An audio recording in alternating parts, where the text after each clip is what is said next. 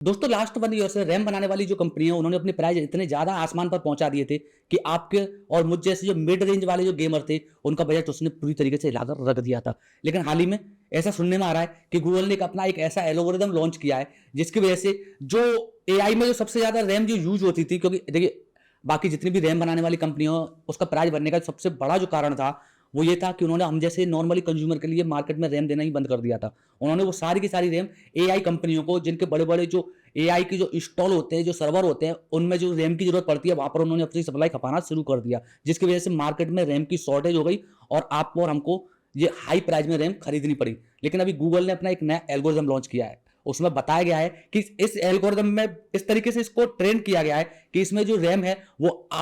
Normally जो RAM use होती है उसके करीब 6 गुना कम रैम में इसको आप एआई को कमांड दे सकते हैं या फिर एआई को रन कर सकते हैं। यानी कि 6 जीबी रैम की जब पहले जरूरत पड़ती थी किसी भी एआई प्रोग्राम को डेवलप करने के लिए, उसको रन करने के लिए, अब वही काम 1 जीबी रैम में भी हो जाएगा। वैसे जो पब्लिश थी या फिर ये जो अपना जो गूगल का एल्गोरिदम है वो लास्ट ईयर ही आ चुका था, लेकिन गूगल ने अभी उसको हाल ही में लॉन्च किया। यानी कि गूगल ने भी मौका देखकर चौका मारा और जैसे ही उसकी ये खबर बाहर निकल कर आई, उसके एल्गोरिदम को जैसे ही उसने लॉन्च किया, तो जो आपकी जो रैम बनाने वाली कंपनी है सैमसंग,